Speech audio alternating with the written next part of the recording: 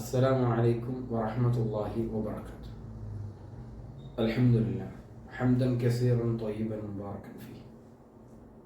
ഏറെ സ്നേഹം നിറഞ്ഞ തിൽമീദുകളെ തിൽമീദത്തുകളെ, അറബി അക്ഷരമാല ഇതിന് പറയുന്ന പേരാണ് ഹുറൂഫുൽ ഹിജാഇയ. ഇതിനെ സംബന്ധിച്ച് നമ്മൾ കഴിഞ്ഞ ക്ലാസ്സിൽ തൻവീനുകളെ സംബന്ധിച്ച് മനസ്സിലാക്കി.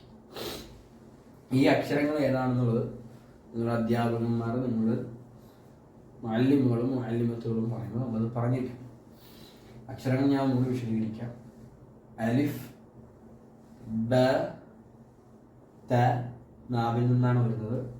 സ നാവിന് തുമ്പ് പല്ലിന് മുകളിൽ മുട്ടിക്കുക. പിന്നെ ജീം നാവിന്റെ സെൻട്രൽ ഭാഗത്ത് നിന്നാണ് ജീം വരുന്നത്, നമ്മുടെ മോണയുടെ ഭാഗത്ത് മുട്ടുക. ഹ നമ്മുടെ തൊണ്ടയുടെ സെൻട്രൽ നിന്ന് വരുന്നതൊക്കെ നമ്മൾ വിശദീകരിച്ചാണ്. ഹോ അതേപോലെ തന്നെ തൊണ്ടയുടെ ഏറ്റവും മുകളിൽ നിന്ന് ഹോ ഹോ ഹോ വരുന്നു എന്നുള്ളത് നമ്മൾ വിശദീകരിച്ചു. അതായത് തൻവീനുകൾ നമ്മൾ ഇട്ട് കൊടുത്തു. അ, ഇ, ഉ, എ എന്നിട്ട്. പക്ഷെ അലിഫിൽ ഞാൻ ഉദാഹരണം പറഞ്ഞിരുന്നു. എന്ത് വരണം അലിഫിന്റെ മുകളിൽ? ഹംസ വരണം, എന്നാലാണ് ആ എന്ന് പറയുള്ളൂ. ഇ എന്ന് പറയുമ്പോൾ ഹംസ താഴെയായിരിക്കും.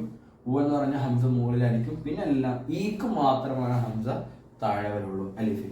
ഇനി ബാഹിന് ഫതഹ ഇട്ട് കൊടുത്തതിന് ബ, ബി, ബു, ബ്, ബൻ, ബിൻ, ബുൻ, ദ, അൻ, ഇൻ, ഉൻ എന്ന് പറഞ്ഞു. ഇനി ത, തി, തു, ത്, തൻ, തിൻ, തുൻ. ഇനി സ, സ, സി, സു, സ്, സൻ, സിൻ, സുൻ. ഇതൊക്കെ നമ്മൾ ഓരോന്ന് വിശദീകരിച്ചാൽ ഇതുപോലെ നമ്മൾ എന്ത് ചെയ്യുക, പ്രാക്ടീസ് ചെയ്യും. ഇനി നമ്മളുടെ ആ അക്ഷരങ്ങൾ, ഈ 7 അക്ഷരങ്ങളുടെ ആദ്യത്തിൽ വന്നാലും ഇടയിൽ വന്നാലും അവസാനം ലാസ്റ്റ് വന്നാലും, ഇപ്പോൾ സ്റ്റാർട്ടിങ്ങിൽ, മിഡില്, അതുപോലെ ലാസ്റ്റ്, ഈ വരുന്ന ഭാഗങ്ങളിൽ ഇതിന് പ്രത്യേക രൂപങ്ങൾ ഓരോ അക്ഷരത്തിനുണ്ട്. അത് നമ്മൾ മനസ്സിലാക്കിയിരിക്കുക. നമുക്ക് കാണാം. അലിഫ് തന്നെ നമുക്കൊരു ഉദാഹരണത്തിന് നമുക്ക് അലിഫ് എടുക്കാം. ഈ അലിഫിന് ആ അലിഫ് ആദ്യം വരുമ്പോഴുള്ള സാഹചര്യം നോക്കിയേ. അള്ളാഹു എന്നുള്ളത് നോർമലായിട്ട് നമുക്ക് എല്ലാവർക്കും അറിയാവുന്ന ഒരു ഇസ്മാണ്, നൗണാണ് അള്ളാഹ്. അപ്പോൾ അള്ളാഹു എവിടെയെന്ന് വെച്ചു? ആകാശത്തൊന്നും പറയാനില്ല. അള്ളാഹ് അതിനല്ല, അള്ളാഹു എവിടെ? അപ്പോൾ ആ അള്ളാഹു എന്ന എഴുതുന്ന രൂപം നോക്കി. അലിഫ് അത് ഒരിക്കലും ആദ്യം വരുമ്പോൾ ഒരിക്കലും എന്ത് ചെയ്യില്ല, ഒന്നിനോടും ചേർന്ന് വരില്ല. അത് സ്പ്ലിറ്റായിട്ട് നിൽക്കും. അലിഫ് ഒരിക്കലും ഒന്നിനോട് ചേർന്ന് വരില്ല. എപ്പോൾ? ആദ്യം വരുമ്പോൾ. അതാണ് അള്ളാഹു എന്നുള്ള ലാമിനോട് ഒരിക്കലും എന്ത് ചെയ്യുന്നില്ല, ചേരുന്നില്ല. ലാമൊക്കെ നമുക്ക് പഠിക്കാനുള്ളതാണ്, ഞാൻ ജസ്റ്റ് പറഞ്ഞു പോകും. ഇപ്പോൾ അള്ളാഹു. ഇനി നോക്കി ആ അലിഫ് തന്നെ, ഇപ്പോൾ ഈ കാണുന്ന അലിഫ് ആദ്യം വന്നപ്പോൾ ചേർന്നില്ല. ഈ അലിഫ് സെന്ററിൽ വരികയാണെങ്കിൽ നോക്കി നമ്മൾ അത് എന്താ ചെയ്യുക, ഒരു അക്ഷരത്തിന്റെ സെന്റർ. ഇപ്പോൾ 3 അക്ഷരമുണ്ട്. ഖാഫ്, ഖാല എന്നാണ് ഇത് പറയാം. അപ്പോൾ ഇതിന്റെ സെന്റർ ആയിക്കൊണ്ട് നമ്മളുടെ ഇപ്പോൾ ഖാല എന്ന് പറയുന്ന ഈ ഒരു വാചകത്തിന്റെ, ഈ ഒരു വെർബിന്റെ സെന്ററിൽ അലിഫാണ്. നമുക്കറിയാം അലിഫ് അതിന് ശേഷം ഒന്നും ചേർന്ന് വരില്ല. അതിന് മുന്നിലേക്ക് വരുന്ന അക്ഷരത്തിനോട് ചേർന്ന് വരുന്നത് ഖാല, നീട്ടിയണ്ടില്ലേ. അപ്പോൾ ഖാഫ് എന്ന അക്ഷരത്തിനോടൊപ്പം തന്നെ അത് ചേർന്ന് വന്നു. ഇനി മൂന്നാമത്തെ നോക്കിയേ, ആ അലിഫ് അവസാനം. ഇപ്പൊ ഈ 2 രൂപ, യഥാർത്ഥത്തിൽ 2 രൂപ മാത്രമേ ഉള്ളൂ. കാരണം അലിഫിനൊപ്പം അത് കഴിഞ്ഞ ശേഷം ഒരു അക്ഷരവും ചേർന്ന് വരില്ല അലിഫിനോട്. പക്ഷെ അലിഫ് വേറൊരു അക്ഷരത്തിനൊപ്പം ചേർന്ന് നിൽക്കും. അത് മാത്രം നമ്മൾ മനസ്സിലാക്കി കഴിഞ്ഞാൽ സിമ്പിളാണ്. ഇനി ബ എന്നത് 3 അക്ഷരങ്ങളായിട്ട് ഞാൻ ഇവിടെ എഴുതിയിട്ടുണ്ട്. ബ എന്നുള്ളത് 3 ഭാഗത്ത് വരുന്നത്. ആദ്യത്തേല്, പിന്നെ സെന്ററിൽ, പിന്നെ അവസാനത്തിൽ വരുമ്പോഴുള്ള രൂപങ്ങൾ ഒന്ന് നോക്കി. ഈ ബാഇന്റെ രൂപമല്ല, ആദ്യത്തെ ബായിന് ഇത്രയേ ഉള്ളൂ അല്ലേ, ബ ഇത്രേ ഉള്ളൂ. രണ്ടാമത്തെ ബായിന്റെ രൂപം നോക്കിയേ നിങ്ങൾ. അതിന് ഒരു രൂപം നിങ്ങൾ ശ്രദ്ധിച്ചോ, ഒരു രൂപം അതിൽ വന്നിട്ടുണ്ട്. ഇങ്ങനെയാണ് രൂപം വന്നിരിക്കുന്നത്. ആദ്യത്തിന് ഒരു ചേർന്ന് വന്നിരിക്കുക. അപ്പോൾ ഇതും ബ ഇത് തന്നെയാണ്. ഇനി അവസാനത്തെ ബ നോക്കി നിങ്ങൾ, പകുതിയുള്ളൂ ലാസ്റ്റ്. അപ്പോൾ ആദ്യത്തതും പകുതിയാണ്, അവസാനത്തെയും അതിൻ്റെ പകുതിയായിരിക്കും എന്നുള്ളതാണ്. സെൻറ്ററിലുള്ള ഭാഗമാണ്. അപ്പോൾ അങ്ങോട്ടും ഇങ്ങോട്ടായിട്ട് ഒരു എന്ത് ചെയ്യാം, ഒരു വാല് പോലെ മുന്നിലുണ്ടാവും ബാക്കിലുണ്ടാവുന്ന രീതിയിലാണ് ബാ. ഈ ബാ എന്നത് നമ്മൾ വേണമെങ്കിൽ ഹർക്കത്തിൽ ഞാൻ ഇവിടെ എഴുതിയിട്ടുണ്ട്, ബബുൻ ആണോ, ബബുൻ. ബാഇന്റെ രൂപം മനസ്സിലാക്കുക. ബായിന് താഴെ ഒരൊറ്റ പുള്ളിയുള്ളൂ, ഒറ്റ പുള്ളിയുള്ള, അത് നിങ്ങൾ സത്യം മനസ്സിലാക്കുക. ഒരു ഖത്ത് അത് എവിടെയാണ്? അത് അണ്ടർ ദ, അത് താഴെയാണ് ആ ഒരു സെന്റൻസിന്റെ ആ ലെറ്ററിന്റെ താഴെയാണ് ബായിന് കുത്തു വരിക. അത് നിങ്ങൾ മനസ്സിലാക്കി വെക്കുക. ബ ബ ബുൻ ആണോ? ഞാൻ ഇവിടെ ഇങ്ങനെ എഴുതുന്നു ബ ബ ബുൻ. ഇതേ രൂപത്തിൽ തന്നെയാണ് താവര ചാവര. കുത്തുകൾ മാത്രമാണ് മാറുന്നുള്ളൂ. ബായ താഴെയാണ് ഒറ്റ കുത്തുള്ളൂ, താഴെ 2 കുത്തുണ്ടാവും. അപ്പൊ താ എന്നുള്ളതിന് നമ്മൾ എഴുതുമ്പോൾ ആദ്യം എഴുതുമ്പോൾ ഇങ്ങനെയാണ് വരിക, പകുതി ഭാഗം ഉണ്ടാവും. അത് സെന്ററിലേക്ക് വരുമ്പോൾ എങ്ങനെയാണ് ഉണ്ടാവുക? സെന്ററിൽ വരുമ്പോൾ ഇതിൻ്റെയും 2 വാല് ഉണ്ടാവും, മുകളിൽ 2 കുത്തുണ്ടാവും. ഫത്ത ഞാൻ ഇട്ട് കൊടുത്തിരിക്കുകയാണ്. ഇനി തുൻ അവസാനത്ത് നോക്കിക്കോ, അതിന് പകുതി ഉണ്ടാവുള്ളൂ. പക്ഷെ രൂപം നോക്കി നിങ്ങൾ ബാ പോലെ ഒരു വഞ്ചി, പക്ഷെ അതിന്റെ കുത്തുകൾ വ്യത്യാസത്തിൽ അക്ഷരങ്ങളുടെ പ്രൊനൗൺസിയേഷൻ മാറുന്നു. ബ ത സ ഇങ്ങനെ മാറുന്നു. അപ്പൊ തുൻ ഞാൻ ഹർക്കത്തിട്ടു, ഇതൊന്ന് ഹർക്കത്തിട്ട് വായിച്ചു. തുൻ നമുക്ക് വേണമെങ്കിൽ തി തുൻ എന്നാക്കാം, തി തിൻ എന്നാക്കാം, തി തൻ എന്നാക്കാം. അതൊക്കെ നമുക്ക് ഹർക്കത്തിനനുസരിച്ച് നമുക്ക് എന്ത് ചെയ്യാം, അത് പറയാനുള്ളതാണ്. അപ്പൊ ഇനി മൂന്നാമത്തെ അക്ഷരം രൂപം അത് സെയിം തന്നെയാണ്. ഈ ബാവും താവും സാക്കെ സെയിം തന്നെയാണ്. ഹർക്കത്തുകൾ മാറുന്നുണ്ട്. താഴെ എന്തായി 3 കുത്തുള്ളൂ. ഇതിന് ബാലൊറ്റ കുത്ത് താഴെയാണ്, മുകളിൽ 2 കുത്ത് വരുന്നത് താഴെയാണ്, മുകളിൽ 3 കുത്ത് വരുന്നത് സ എന്ന സ എന്ന് നമ്മൾ നാല് ചെറിയ ഈ അറ്റം ഒന്ന് നമ്മൾ പല്ലിന്റെ ഈ ഭാഗത്ത് മുട്ടിക്കുക.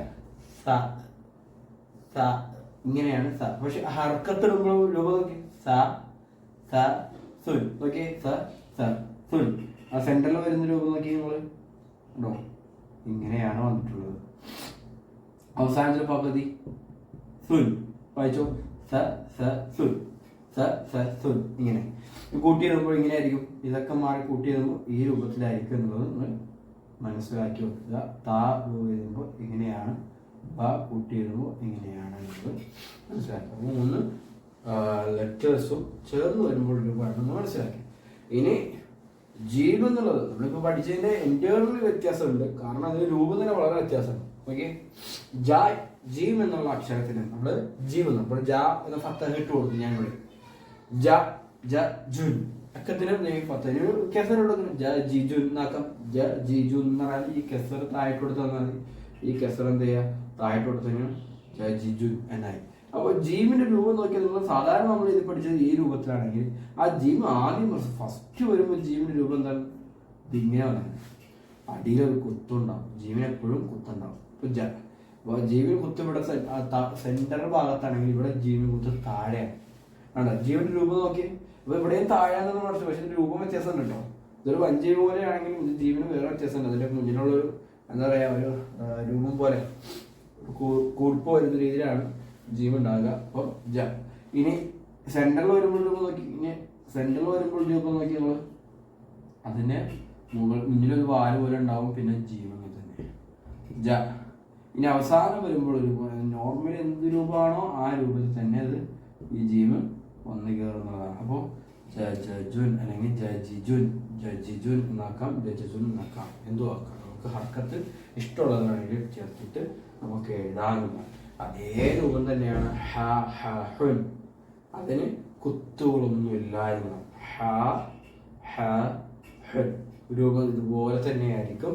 കുത്തുകളൊന്നും ഇല്ലാത്ത അക്ഷരം തൊണ്ടയുടെ സെന്റർ ഭാഗത്ത് വരുന്നത് ഹ എന്നുള്ളത് ഈ അക്ഷരമാണ്. ആ ഹാന്റെ രൂപം അത് നമ്മൾ നോർമലി ഇങ്ങനെ അക്ഷരങ്ങൾ ലെറ്റേഴ്സ് പഠിക്കുമ്പോൾ ഇങ്ങനെയാണ് എഴുതുക. അതിങ്ങനെ സെന്റൻസ് ആയിട്ട് എഴുതി വരുമ്പോൾ അതിന്റെ രൂപം എന്താണ്? ഈ രൂപത്തിലേക്ക് അത് മാറും എന്നുള്ളതാണ് നമ്മൾ ഈ പഠിച്ച ഈ രൂപത്തിൽ നിന്ന്. അത് സെന്ററിൽ ആദ്യം വരുമ്പോൾ ഹ എന്നുള്ളത് വരും.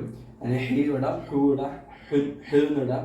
പച്ചത്തിന് ഹൻ, കെസറത്തിന് വേണ്ടിയിട്ട് ഹിൻ, ബൊമ്മത്തനുവിൻ ഇട്ടാൽ എന്താവും?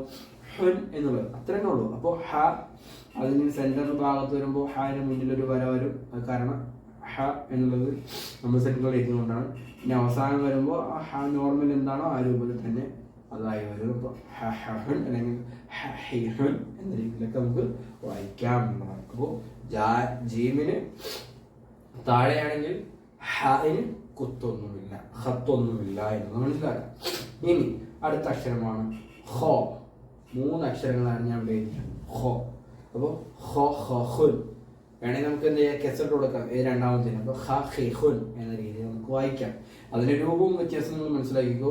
മുകളിലാണ് കുത്ത്, അതുകൊണ്ട് തന്നെ നമ്മൾ അതിൻ്റെ ആദ്യത്തിൽ എഴുതുമ്പോൾ ഹ കണ്ടാ ഈ രൂപത്തിൽ നമ്മൾ എഴുതി പഠിക്കുക ഹ. ഇനി അതിന് സെൻറ്ററിൽ ഭാഗത്തൊക്കെ വരുമ്പോൾ ഒരു വാല് മുന്നിലുണ്ടാവും, എന്നിട്ട് നമ്മൾ സാധാരണ എഴുതുന്ന പോലെ ഹ ഹ ഹ. പിന്നെ അവസാനം വരുമ്പോൾ നമ്മൾ നേരത്തെ ജീവും ഹാവും പഠിച്ച പോലെ തന്നെ ഇതിന് കുത്തുണ്ടാവും മുകളിൽ എന്നുള്ളതാണ് ഇതിൻ്റെ പ്രത്യേകത. അതൊന്ന് മനസ്സിലാക്കി വെക്കുക. ഈ 7 അക്ഷരങ്ങളാണ് നമ്മൾ ഇന്ന് മനസ്സിലാക്കിയത്. അതിൽ ഫസ്റ്റ്, സെൻറ്ററിൽ, അത് ലാസ്റ്റ്, ഈ വരുന്ന രൂപങ്ങൾ നമ്മൾ പഠിച്ചു വെക്കുക. ഇങ്ങനെ അക്ഷരങ്ങൾ പഠിച്ചു പോയാൽ പെട്ടെന്ന് തന്നെ നിങ്ങൾ ഖുർആൻ പാരായണം ചെയ്യുന്ന രീതിയിലേക്ക് മാറാൻ അല്ലാഹു തൗഫീഖ് ചെയ്യും. ഖുർആൻ പഠിക്കാനും അതിൻ്റെ അക്ഷരങ്ങളെ മനസ്സിലാക്കിക്കൊണ്ട് ഖുർആൻ പഠിക്കാൻ പ്രത്യേകം ശ്രദ്ധിക്കുക. അല്ലാഹു ഒരുപാട് പ്രതിഫലങ്ങൾ നേടിയെടുക്കുന്ന അവസരത്തെ നിങ്ങൾ നഷ്ടപ്പെടുത്താതിരിക്കുക. ആത്മാർത്ഥതയോടെ പഠിക്കാൻ ശ്രമിക്കുക. അല്ലാഹു സുബ്ഹാനഹു വ തആല നമുക്ക് എല്ലാവർക്കും തൗഫീഖ് ചെയ്യുമാറാകട്ടെ. അക്ഷരങ്ങൾ പഠിച്ചുകൊണ്ട് ഖുർആൻ വായിക്കുന്ന ആളുകളിലേക്ക് മാറുന്ന രീതിയിലുള്ള തൗഫീഖ് അല്ലാഹു തആല നമുക്ക് എല്ലാവർക്കും അനുഗ്രഹം ചെയ്യുമാറാകട്ടെ. അസ്സലാമു അലൈക്കും വറഹ്മത്തുള്ളാഹി വബറകാതുഹു.